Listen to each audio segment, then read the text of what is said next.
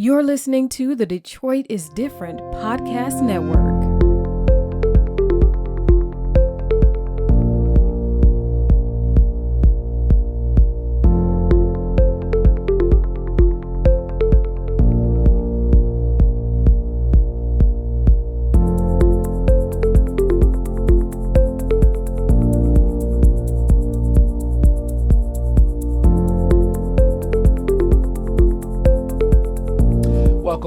Welcome back. This is the Riverwise Podcast. I'm Kari Frazier, and also Detroit is Different. We'll welcome in someone that I've interviewed on international issues, and from our last discussion internationally, we're talking local issues now. We're talking about the Detroit Public Library. Russ Ballant, how are you today? I'm honored to be here. Appreciate you. Thank you. Definitely always great to have you back. And I get so much game every time you're here. It's like, wow, it's all this stuff going on. Yes. And then just even the spirit of still having the revolutionary spirit to arm people with information and also be in the streets as an activist, advocating for people and justice. That's powerful, and that's what Riverwise is definitely about. So yes. This has been something you've been speaking to because you definitely advocate for libraries, reading, yes. knowledge, what it means. Libraries across the nation took such a huge hit during COVID-19. What will happen, how they will move forward. And this is kind of in the shadows of libraries and their viability and sustainability moving forward just in America, as a lot of people say, like, hey, what do we need libraries for? We got Google, we got YouTube University. It's so much information on the internet, but the library is still an asset, especially in places like Detroit, because it's one of the places where internet is not as accessible for people, where you can access the internet, you can access information, you can get to a computer. It can be a gathering space, a social space, places to learn from. Librarians play a role in community as well. So when I think about the role of a library, especially for young people, it is a key asset to build community. And our Detroit public libraries are going through a crisis right now. Dealing with the ways that they're being funded, dealing with how they're being handled, dealing with how they can sustain and maintain and be assets in communities. So please speak to what's going on with Detroit public libraries. Well, Detroit Public Library has been struggling since COVID to get itself reopened. The closing in March of 2021 of the whole system was mandated by the state, although we were supportive of that because we did not want libraries to become breeding centers for COVID when, there was so much communicable disease everywhere. And when that mandate was lifted, we reopened 6 branches, and of course we had the main library. Okay, and when you speak from we, because the you're actually library, sitting, thank you. You sit yes. on the board of the Detroit Public Library. Yes, my 6-year term just ended December 31st, okay. But I served 12 years on the Library Commission board. And so the reopening began slowly in 6 locations around the city, focusing on those with larger physical spaces, so that there was no social crampedness. We wanted social distancing as much as possible in the branches, and we instituted practices such as wiping down all contact surfaces, computer keyboards, desk counters, and screens, so forth, every 2 hours, doing disinfecting, restrooms, and so forth. So an increased cost, of course. And that's what I was going to say. So a lot of the measures taken to protect people with COVID also come at the expense of the capacity of the staffing to do that, right. And also having the supplies to do that. This isn't necessarily something just like, okay, you should do this, and then it's as simple as it can be done. It's like it's I Dream of Genie. It will take costs to make sure you have the right sanitation materials, and also you'll need staffing to execute these tasks. Yeah. And for a system that's already strained within budget constraints, this can be difficult. So I just wanted to add that. Yes, and when we entered the COVID era, our budget was being strained by the city of Detroit. Everyone who pays a property tax bill will see when they pay the bill 4.63 mils for the Detroit Public Library. And 98% of the public, I believe, believes that the city forwards that money to the library, all that money, as to the schools and to the millage for supplemental education for special needs children. They think that's all getting passed forward, and the city it wouldn't put their hands on it. And the fact of the matter is the city is capturing huge amounts of that money and giving it to developers downtown, taking it from our library. So can you explain exactly what a millage is? Yes. We'll go into you'll vote on different things. You'll open an election. You're thinking, okay, I'm voting for president, or I'm voting for governor, possibly mayor, city council, and then you'll see on the other side like a lot of proposals and millages. What is a millage? A millage is an assessment. It's a tax put on your property based on its value. 1 mil represents a dollar for every $1,000 of property value. So if you have a $20,000 house, there's going to be a $20 assessment multiplied, just so I get it clear. So if there's 4.63 mils, on your property, and your property is worth $20,000, a portion of that, some portion of that, I'm not going to do the math in my head and cause confusion. It would be like if it's $5, if a millage of $5, your property's worth $20,000. Technically, that means that one would be $20, so you would pay $100 every year in property tax, and that $100 is spent. That millage is for whatever allocated for. So it could be schools, it could be libraries, it could be public parks, it could be whatever is agreed upon. That's right. In that millage. That's right. That's what it is. Okay. And thank you. And so we're fixed and limited by state law to 4.63 mils. It gets renewed every 10 years. It was renewed in 2014. It'll be renewed on the ballot for renewal, next year. And when we renewed it in 2014, we were being tax captured. The tax capture goes back many years to 1975, state law in 1975 that said that any city with a development agency like Downtown Development Authority can take a portion of millage revenues and give it to the development agency. Okay, now... and that's what the city is doing, but they're way beyond what the law ever imagined was going to happen. So tax capture. Can you explain what a tax capture is? And then I want to break down a little bit more of what you say that part of the millages, because I also want to understand, like, is it like all millages across the board? Is it just a specific millage? Is it different percentages? Like, so what is a tax capture? A tax capture is actually taking part of the millage revenue that gets deposited in city accounts and transferring it to development projects downtown. Okay, and so let's say, I don't even know all the millages, but like let's say that the library millage is 4.6, the public parks millage is 6.5. The schools have a pair of millages. They're around 12 mils each, I believe. So with that, approximately, does that mean that if a tax capture happens, is it like equitable? Like is it like all of them get hit? Or is it so? Is it like a different percentage?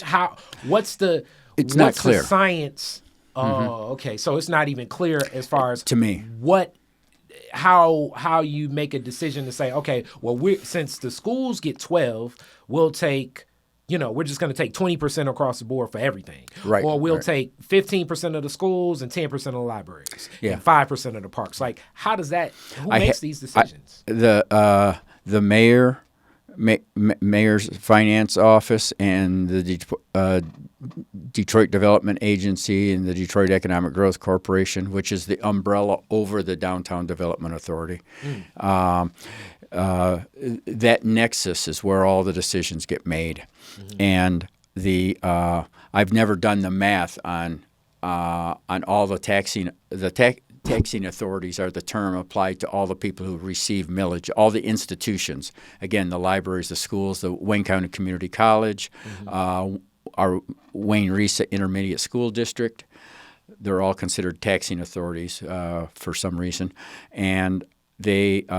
I haven't, looked Done at that all their science. revenue, Okay. all their millage, and done the math on their percentages and whether they're being done equitably. But the schools take a huge hit.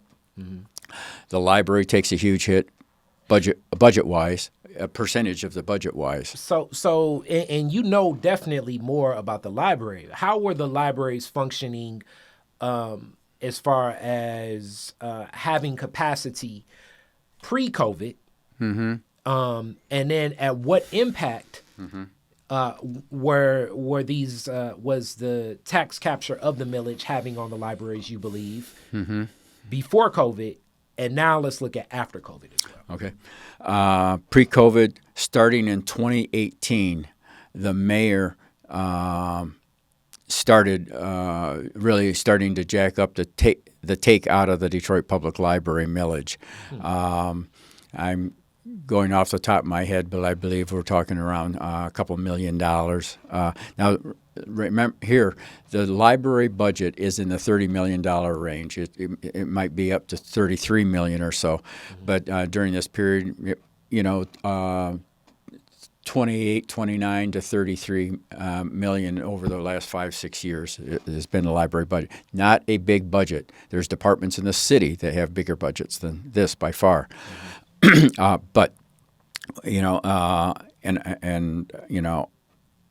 so in 2018 we had to take $500,000 out of our reserve funds. Now the library maintains a fund balance for emergencies, like a HVAC system goes out, the heating, ventilation, air conditioning system goes out in a facility. A big storm comes and there's roof damage, and other things of this sort. And because the city will not allow the library to have a separate capital fund. The city, by law, is the fiduciary for the library. They set up the bank accounts. They issue all the checks at the request or the initiative of the library. They approve the library budget in finality, although the Library Commission proposes it, and historically the city has accepted that as we propose it, and they forward it to City Council for final approval. So the city plays a big role in the library, financially speaking. And so they know what they're doing to us when they do this. So we borrowed $500,000 from our, what I call our loosely our rainy day fund, and the next year we had to go over $1 million in 2019. We're up to now well over $3 million. And then for the budget that's going to begin July 1st, the city said you should budget $4.2 million. They're going to do another big jackup on our fund. And they said, and for every year thereafter, add $100,000. Okay, so if I'm getting this correct, what you're saying is in 2018, out of the reserve funds that the library has saved for, just for unexpecteds that may come, the executive branch or executive office stepped in and said, you know what, we're going to need to access and tax capture 500,000 of this in 2018. In 2019, it was saying, all right, now we need to tax capture $1 million. And moving forward, I think it was over, yeah. Yeah, it might have been up to $2 million. Okay, so $2 million in 2019. Yeah. And now moving forward, it's saying you can expect the $2 million every year, and an additional 100,000. What is that? What's that term? Perpetually. Yeah. Every moving forward every year. So if that's true, that means that like this is like accrued interest almost. So like in 2020 it'll be 2 million. In 2021 it'll be 2.1 million. In 2022 it'll be 2.2 million. It didn't work that way. No, it leaped from 2 million up to 3 million, and then they told us to budget 3.2 million. In 1 year, they actually took 3.8. So next year they said budget 3.5, and that's about the level we're at now. But what they're saying for next year, they never gave us any incremental. You know, they gave us their estimates of what it would be, but the estimates were always increased as the years approached. But in 2020, the budget that will go in effect in July 1, they want 4.2 million, which is another big leap. And they're saying on that 4.2 million to add 100,000 a year for the 5 years thereafter. Now, they don't go beyond that because they're not going to be around and nobody can predict, you know, what the next administration is going to want to do. But that's what they're saying. Now, that's one facet of the damage they're doing to the library. The second one is, and by the way, where this money goes, who receives it, is never publicly reported.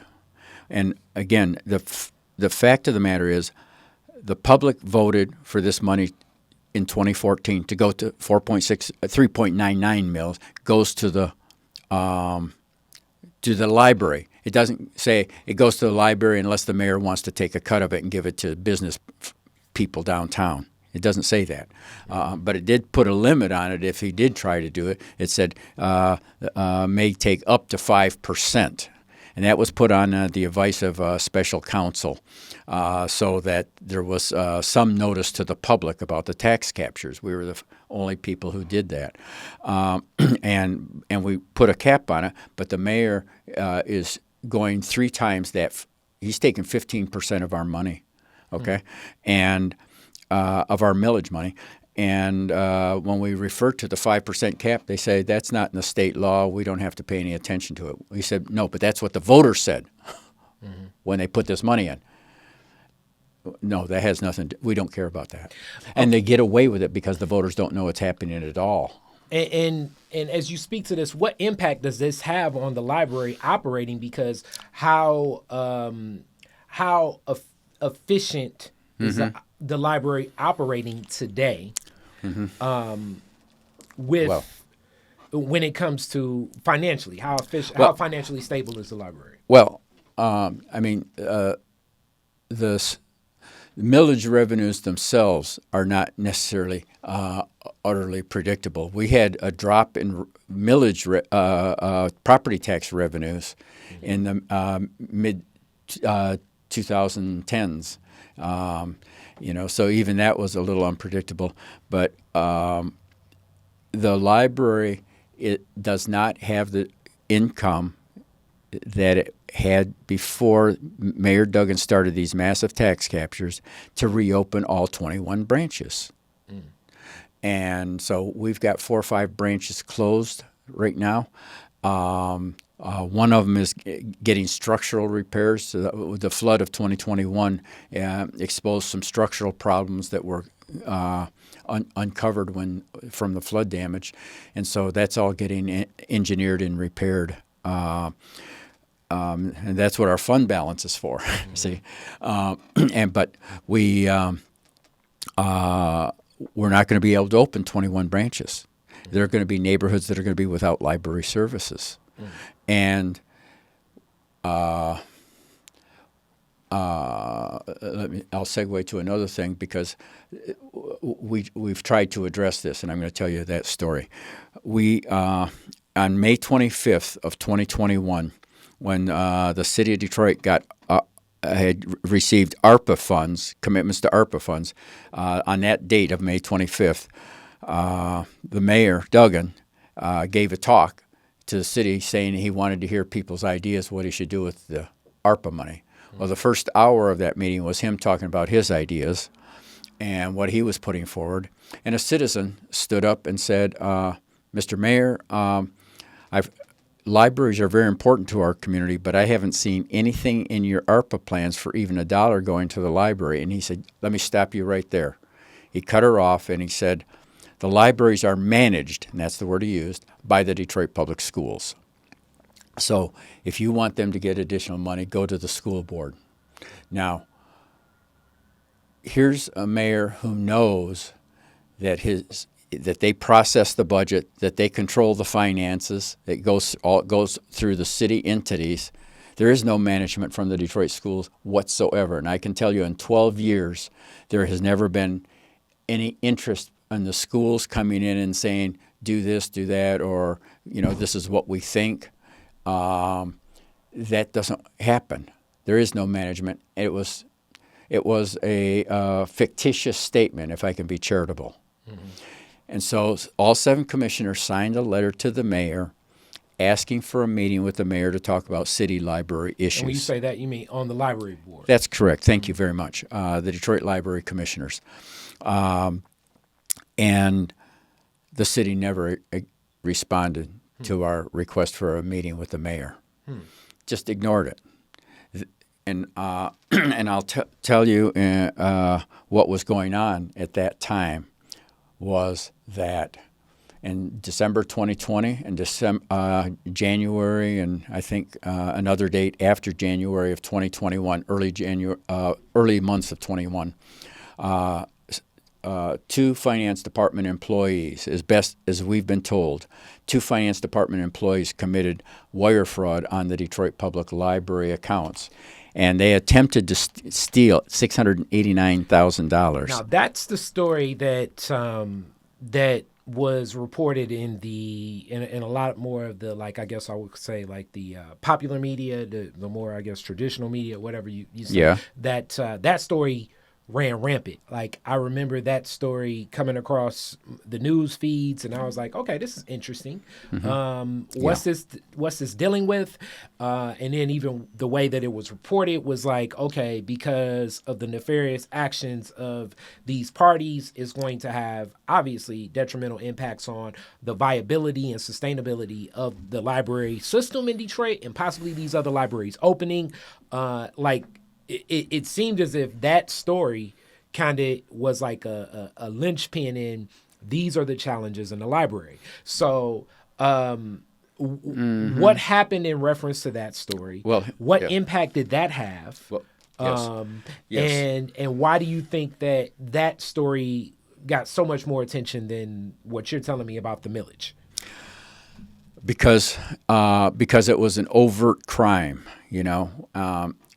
it got more attention, and at that time, I was the president of the Detroit Library Commission, and I got a briefing on it mid-year, a very brief briefing, and our attorneys were, our attorneys are the Dickinson Wright law firm. We don't have a staff attorney, and they asked for a closed meeting of the Library Commission to discuss legal issues in November. They didn't ask in November. It was set for November for a variety of reasons, and the commission was briefed on it. So while the mayor is refusing to give us ARPA money, while the mayor refuses to meet with the Detroit Library Commission to talk about our common issues, our common goals of promoting the library services, or what we thought was our common goals, the wire fraud is in the background, and none of us knew about it at the time. And so if the mayor had been, I see a lot of people think he's shrewd in a way, but if the mayor had been smart, he would have said, you know what, some of those ARPA dollars need to go to the library. They've got COVID-related expenses to begin with. Which I outlined earlier, and if you can give money, COVID money to greenways, you can certainly give it to libraries and others with buildings, because people came in unmasked into the libraries, and unlike schools where they can screen who comes in, and mostly parents and a predictable population, you can't do that in a library. You can't. There's no screening whatsoever. So the COVID risks were there. He ignored all that. At the same time that his employees. Now, I told the media because this story came alive on January 10th when I presented it to City Council. Mm-hmm. And I got calls from, all the usual media folk, mm-hmm. Except for the Detroit Free Press. And, and I gave them the story. Mm-hmm. But very few, I don't know if anybody reported that they were city employees, because the city kept saying, we don't know who those people were. And that's what I was going to say. But they don't deny it outright. So I was going to say that as is the purse strings, the fiduciary for the libraries is the city government of Detroit. So it seems to be involved in any form of theft, you would need to have, it would have to be somebody that has those purse strings. How did that mm-hmm. happen? Were there a lot of expenses just like under a certain amount of money? No, they were doing some.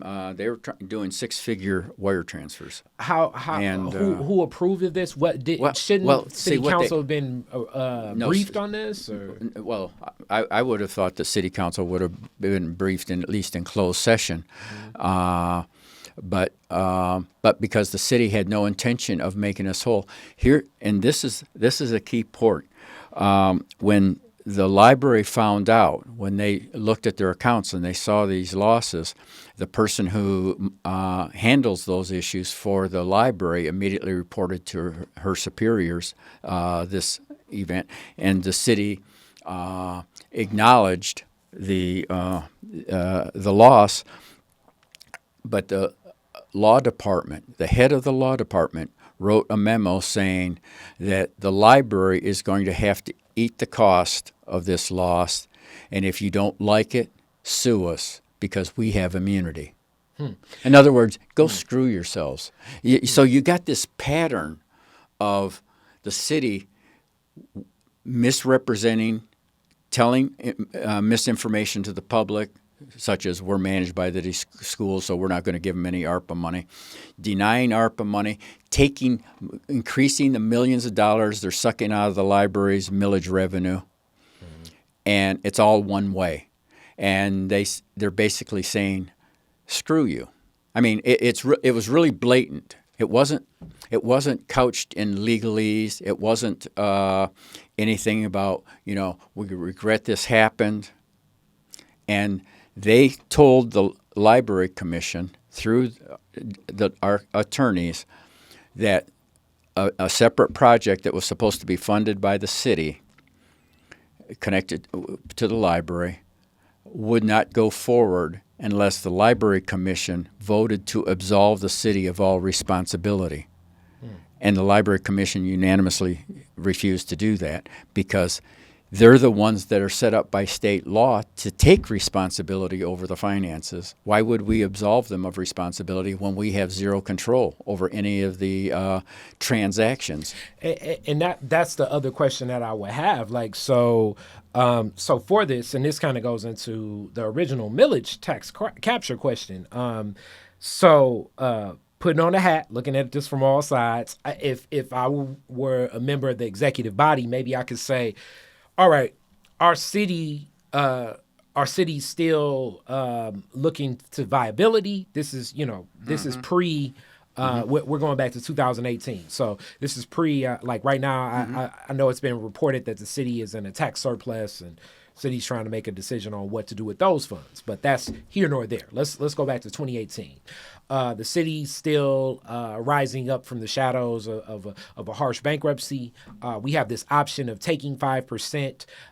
We know that the library's been operating with this with a I guess like a just in case fund for a while. We haven't touched these dollars, so I guess that's the question I have now. Was the 5% ever taken before 2018? Maybe my attitude may be, okay, you all we've had this option of taking this 5% for years. We never touched it, so we're gonna take a little bit more now because we just never touched it till now.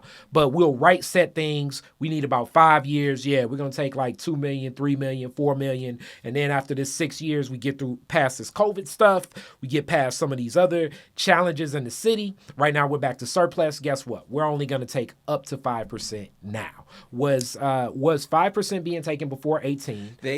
They say the 5% has no meaning or value to them. 5% is a dead letter. Just because the voters voted it doesn't mean anything to them. Because since the voters don't know about tax captures, they don't know that this What's happening? They don't know that branches are closed in neighborhoods because the city is looting the library. So before, because basically, so before 18, was the tax capture present? Were monies being taken? You served for 12 years, so throughout your 12 years, the city would at least tap into that. The law was passed in 1975 to create the tax capture capacity, and the city has been doing tax captures at some level. A number of years under $1 million for many years, since the late 70s. Okay, so that's been consistent. And so this is right now, or at least the current state, these past couple of years, it's been exponentially more than as you say, like at least like under $1 million, because moving into 3.5, 4 million is that's 4 times as much. So that's definitely new. And again, it isn't just about the amount, but about the purpose. How does the people's commitment to fund libraries have any relationship to somebody who wants to build a skyscraper downtown? Why is there even 1 cent? The fact of the matter is, it should be the other way around. But as those property values go up with people building on them, all that increased value on the property taxes stays downtown with the Downtown Development Authority. So when a property, say a property was worth $10,000 before anybody touched it, that the property, the assessments for that go to the libraries and the schools. But when the libraries and schools give money to develop that into $1 million project, all that increased value, the other $990,000 on property taxes for that increased value, that goes to the Downtown Development Authority. They keep it.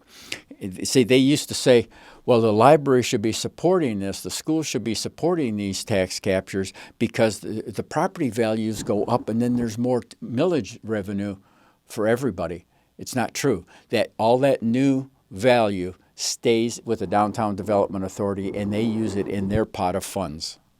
Okay, and to give away to other millionaires and billionaires. So with that, how is it known that this money is being exclusively used for that? What if they say, okay, some of this is being used for fire hydrants or other city services? Because the Downtown Development Authority doesn't have the legal standing and to do that, and they'd have to report that as a revenue source to the general fund of the city. That's not in the city's budget.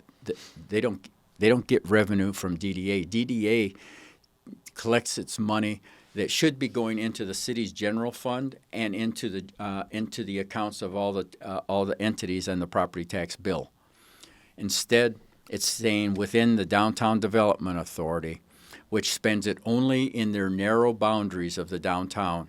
That it just goes up to the Fisher Freeway, up Woodward to the Fisher Freeway, and a little ring around the near downtown area. It's very focused. So none of the DDA money is for neighborhoods. There is a small amount of tax capture that goes to the brownfield development, which is used citywide. But the great majority of the tax capture stays right in downtown. And this information, how do you even get access to this? Is this like FOIA requests? Is this like from city council meetings? How do you even know that this is going to that? I first of all, I've studied what's on the DDA website, the Downtown Development Authority website. I've talked to tax capture experts, both in the community, like Detroit People's Platform, and also on the city side. And then I put together a grid based on information that was given to me of the of 2020 tax year, 2021 tax year, and looked at what the tax capture on every taxing authority, all of them. You got a chart about 3 feet this way, about 2 feet this way, on how much was taken out of their taxes and what the legal authority was for taking it, and it added up to $103 million in tax captures. But if you go on the DDA website, they don't report that they received this money. If you look at their annual financial report, they do not talk one word about getting the millage money from our schools, our libraries, or anything. It's all opaque.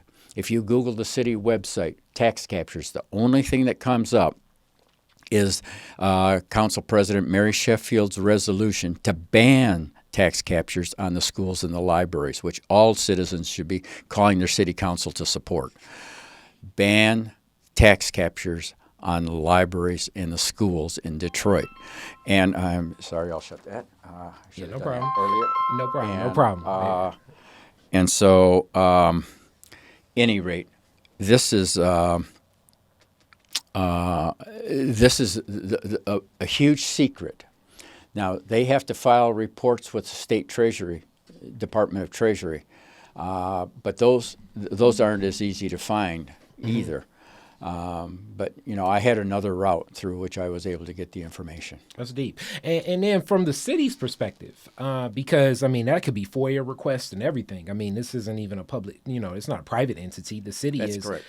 So as the city uses millage funds in different ways, or tax captures and everything, wouldn't that be explicit, and I can just pull that information and just see what's going on? Because there may be all types of stuff happening.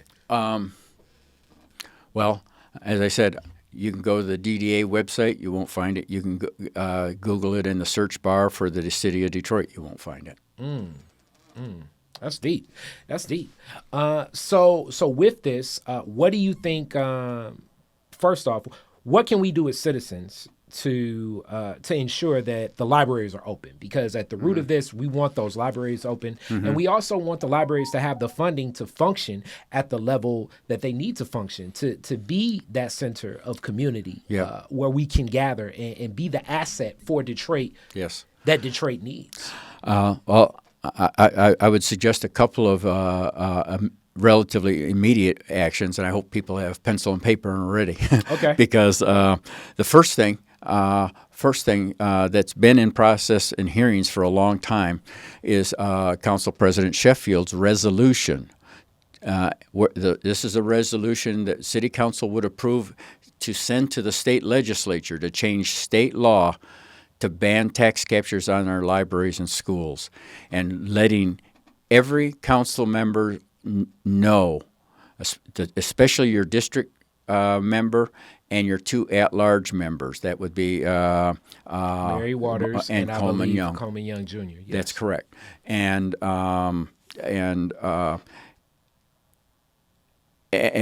also let the council president know, even though she's District 5, you let her know as well. The second step is that District 2 council member Angela Calloway has proposed that the DDA return $3.5 million annually to the Detroit Public Library. And I thought that it wouldn't generate any support at city council, but it has. And I'm pleased to hear that. The elections, we brought some better people on city council in these last round of elections, for sure. And letting all council members know that you support the DDA returning the money that they're taking from the library. And let me emphasize this point too. All the taxing authorities, they have programs that are dependent on the millage, but the institution isn't dependent on the millage itself. Most of their revenue comes from other places. The library, however, 90% of its revenue is the millage. So no millage, no library system. And even some of the 10% wouldn't come if we didn't have the 90%. So we wouldn't have anything except some, very minor sources that wouldn't amount to a one-person salary, maybe. And so the focus on the library, not just because I was on the commission, but because this is about its very existence. And I've been involved in education since public education since my kids began in the public schools in 1993, paying attention, fighting the John Engler takeover, and being part of when the school board was returned. John Engler's law, Public Act 10 of 1999 abolished our school board. And for almost 7 years, we did not have an elected school board, period. It was just run by an appointed CEO, which began corrupting and bankrupting the school district by design. And the mayor was involved in that, and he was part of it at that time, by the choice of John Engler. And so the return of a school board, all of that, I've watched the planned takedown of public education and the contribution that's made to the literacy rates in our city. And frankly, I see this takedown of the library system in that context. That's deep. And I ask people to remember that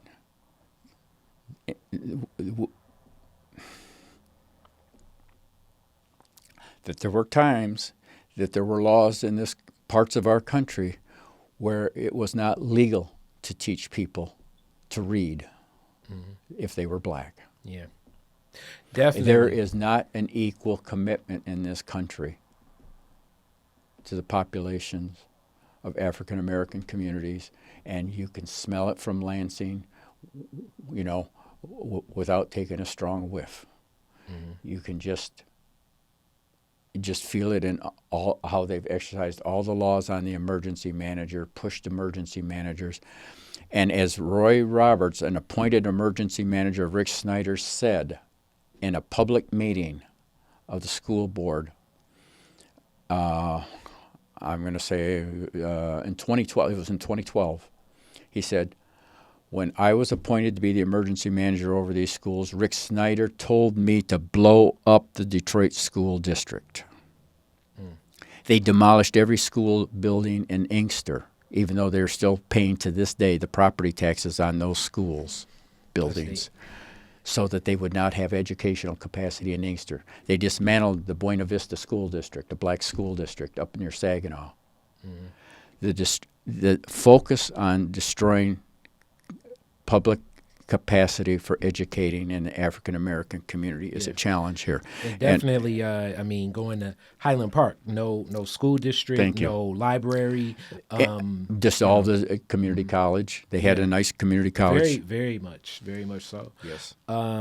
This is deep that you speak to that, and always appreciate you giving this definitely information and topics and ideas to drink in. Even me, now I'm walking away understanding more about a tax capture, a millage, the relationship to the library that it has in Detroit. And then for everybody to know, the Detroit Library is such a key asset, even for people such as myself, especially when I love the Burton collection. The Burton collection, that is a collection inside the main library in Detroit, is one of the most in-depth archives of following any history of Detroiters dating back to Cadillac. So Cadillac on up, and you can pull files, like I've pulled files on late great godmother, rest in peace, or Thea Barnes and others. My sister Dara Harper's there. I'm sure Russ Balan. I haven't pulled your file, but I'm sure you have some things in that Burton collection. And it's a rich source of periodical information, a rich source of historical data, sometimes even books themselves. So when I think of the history of Detroit, and it was Dale Rich, another person, great photographer, historian that told me, like, this is where you go to get a step further if you want to find out some of the histories of different people connected to the city of Detroit, as written from a media lens, but it at least gives you more context. This is like pre-Google of how you're going to get some information on different things that happen in and around the city of Detroit, how public figures have stances on certain things. It's one thing to read about someone like I saw recently, Inkster just honored, as you say, like a Don Barton. So when you pull a Don Barton file, you know, if you Google Don Barton, you're going to get a lot of information on like his biography and some work he did. But by pulling that file from Burton, now you can get the actual newspaper clips of, you know, some of the moves he was making as a business person, possibly the fights he was making, who he advocated for, you know, possibly people that had gripes with him. Like, this gives more of a holistic view of how to move forward. So like when people wonder, like, you know, when people study documentaries and how do you get this information, and you take qualitative information, combine them. The Detroit Public Library is a key gateway to that. And another thing that I found out just from when I was really in my kick of a lot of research of Detroit was the Detroit Public Library also holds the records of really the design of what became one of America's key assets in the industrial world of cars, like the blueprints of how cars are designed. I mean, going back to like, people look at these as cars, but like Plymouth, Buick, Pontiac, these were actual individual car companies that all like the blueprints and the drafts of how they would design cars. A lot of Ford information is in the Detroit Public Library, just in the archives. And this goes over and beyond, like if you just want to go and check out like a new book from, I don't know who you read, you know what I'm saying? It could be whatever. It could be fiction, nonfiction. That's there too, but it's some specific information to Detroit that you can only get from the Detroit Public Library. And if these institutions are no longer open and we can't access them, that means that this information that has not been digitized, that has not been captured by people such as myself to reanimate this content, is stuck there. And you're only going to be relying on people that can speak it, that have seen it. And I believe the best information that you can get is the information for yourself. So you may start from something that you learn from Detroit is different, then go a step further. Take that step further. I mean, even studying some of these ideas about tax captures and millages, I'm sure have a wealth of information. There are some very rich library resources, I think, in the University of Michigan's library. Wayne State has a rich, especially their law library, but the difference there in U of D is you have to be a student. It's not open to the public. The Ruther Archives. Yeah, I mean, but you're not going to get the same access as a general, as just a citizen. Just being a Detroit citizen for the, I don't even know the cost, but it's like minimal cost. That library card, and it's not even like that checking the library card like that either, but for that minimal amount of money, you can get access to a wealth of information that can inform you so you can make better decisions. But also, if you're a content creator like me, you can possibly arm yourself with a gateway of a profession, a career, and become a subject matter expert in different things in and around Detroit. And now you just have that asset of information to give you more confidence if you do decide to set up some Detroit tours or speak to some Detroit history. That asset helps. Yeah, the Burton collection also has the papers of Coleman A. Young, Mayor Coleman A. Young. I didn't know that, but that makes perfect sense. Now I'm going to be running to the Burton collection to check those out. And Mayor Dennis Archer. Okay, and I will check those out too. Former city councilman Ken Cockrell Sr. I think those are still sealed, however, but in the future they will become accessible too. I think it's still a while yet before the seal's off, but unfortunately, when the city had the massive flood in 2021, the Burton collection was closed because we had to redo the Burton collection space, and parts of the main library, the second floor, the Azealia Hackley music collection, as well as Burton, are all closed because we're operating in a deficit of over $3 million. And so the staffing has been spread out more to get open library branches in the neighborhoods. And so, I believe if Angela Callaway and the citizens get out there and support what Angela Callaway is asking for to get that $3.5 million back, we're going to be able to reopen our, this is my belief. I'm not saying I'm not on the board now. I'm not speaking for the library. I'm speaking for my hopes that the Burton collection and the Azealia Hackley collection will be accessible again, and then those branches will be open. But that's going to be an uphill fight to get that money, and the city's probably going to say, oh, it's not legal to do it, and they're probably going to throw every roadblock they can because, I've seen more than one person in that administration from the top down say things that aren't true to serve the ends that they seek, and so there's may be a fight about getting money like that from the DDA. The DDA did report, according to Adam Barrett, who is a citizen who attended their meetings, they reported that they had a $6 million surplus. So guess who needs some of that money? And I'll also add one thing, because one of the things I'm trying to convey is that part of our struggle is the disrespectful, cynical, abusive demeanor of the administration. I want to give one other example because it's costly to us, and that's that $1.2 million administrative fee that they take out of our budget and put in the general fund of the city, when we think the money should be the other way around.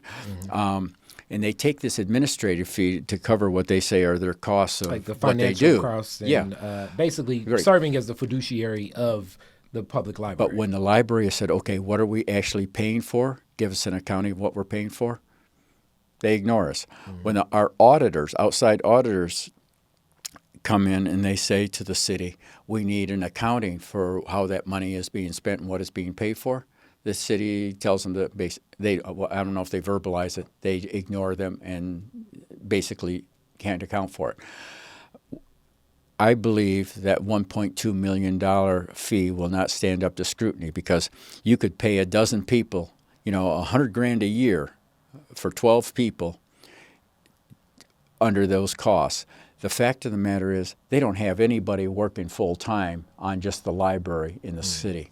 So there's not much of a payroll cost. The budget gets processed through the city, but that's not a big tax. We put all the work in it. All they do is look at it and push it forward to city council. They might debate it for an hour or two. The budget doesn't have any. The budget department has nothing to do with us. They issue the checks and they do wire transfers. So there's some staff time in the finance department, but that's not one full-time person. not one full-time person. And so the paper costs. So let's concede maybe there's $100,000, maybe a little more, because I don't know all the inner workings of everything, maybe a little more. But where's that other $1 million going? This is part of the disrespect and the, go-to-hell attitude they have toward the library, because they think we're there for a cash cow to loot down. And they'll draw down our fund balance, our reserve rainy day fund, because they see it sitting there as a big egg, and they just want to suck it down. And if that puts us in a deficit, in 5 years at this rate, the library system will have to go into a major shutdown of branches if the citizens don't arrest it. And they should be arresting it now so that we can reopen branches and not face the future shutdown, because the emergency funds and rainy day funds are not eternal, and they're being drained every year by the Duggan administration. Well, you just said something to me, because I was about to, with that Coleman thing, run down to that Burton collection. We need that Burton collection open again. Yes. Need it again. All right. Say that. So thank you so much, as always. I'm gonna get this out there, and then we're gonna get this info. Okay. Can I just add one thing? Yeah. Because of the Library Commission not taking what we feel are inappropriate steps as being ordered by the city, the mayor thinks he's supposed to control. A council member in District 3, Scott Benson, has introduced a resolution that to get state law changed so that the mayor can take over the Library Commission. The school board was the origin of the Detroit library system. And since 1881, by state law, the school board has appointed the library commissioners. They only appoint one person per year for a 6-year term to fill the 6 seats. The 7th seat is filled by the president of the school board. And that's the extent of the ties. So we have one conversation a year with the school district, and it's over their appointment of the next commissioner. So that's the relationship between the schools and the library. And that's the only extent of a relationship.